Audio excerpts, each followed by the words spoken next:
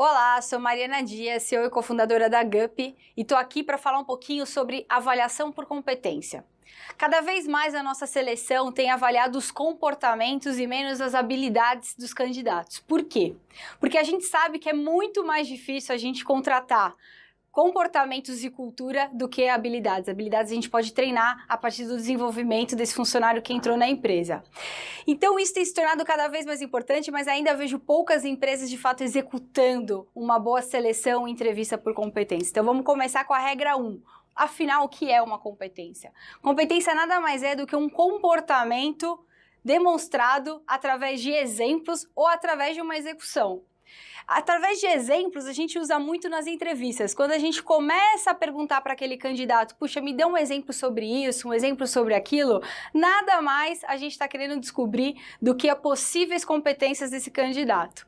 Então, sabendo que isso é extremamente importante e como que a gente pode fazer, eu quero começar a definir junto com vocês qual o passo a passo para fazer uma boa avaliação de competência.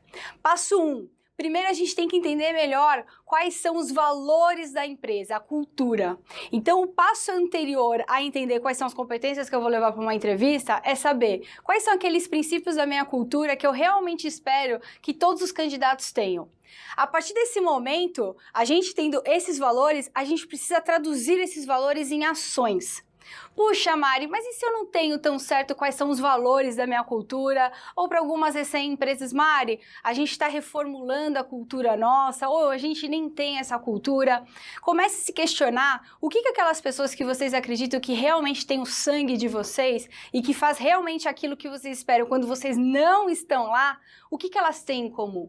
Eu acho que essa é a grande pergunta para começar a responder o que você deveria buscar nesses candidatos.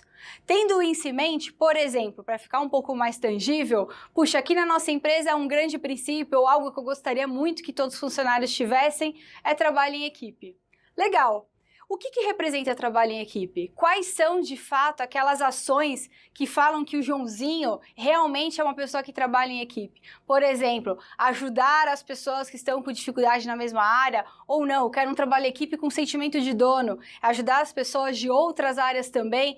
A partir do momento que você exemplifica e tangibiliza esses comportamentos, fica muito mais claro para num Excel, de forma simples, você colocar qual é o princípio dessa cultura, o princípio 1, princípio, e quais são os exemplos que traduzem este princípio. Como eu falei, trabalho em equipe e ajudar as pessoas, só um exemplo.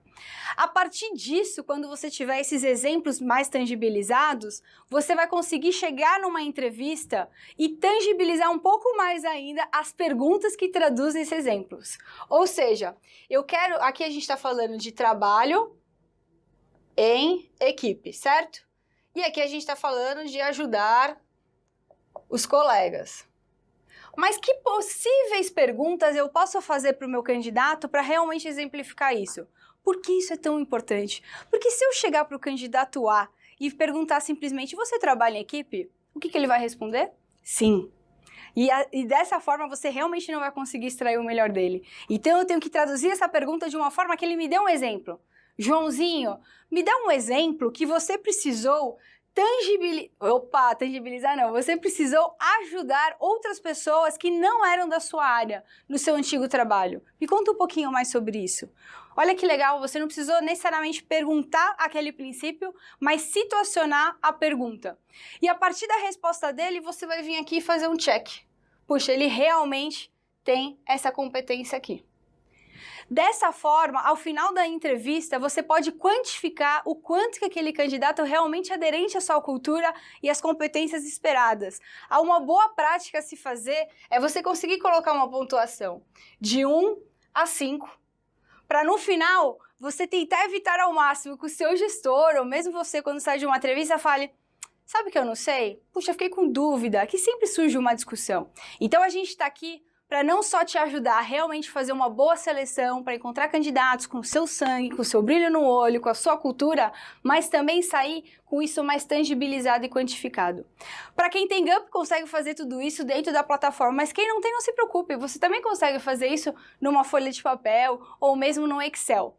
Mas Antes de eu fechar aqui, um ponto muito importante. Nada disso vai ser possível se você não treinar muito bem os seus gestores. Um erro que você tem que tomar cuidado é que alguns RHs têm isso na ponta da língua. Quais são as competências, as perguntas que tem que fazer, mas quando o gestor vai entrevistar sozinho, ele desvia, não consegue fazer todas as perguntas. Então, para ajudar, gente, monte um roteiro de entrevista. Também, ali em papel, pode ser com todas as perguntas que os gestores vão ter que fazer para exemplificar estes comportamentos. E ele vai ter que responder realmente de 1 a 5, ou na escala que você achar melhor, se aquele candidato tem cada uma das competências. Assim você vai conseguir não só quantificar melhor as respostas das suas entrevistas, mas fazer realmente com que os seus gestores também tragam a pessoa certa para a sua empresa. Tá bom? Obrigada, espero ter ajudado e fica aqui o canal se vocês tiverem qualquer dúvida, falar com a gente da GUP.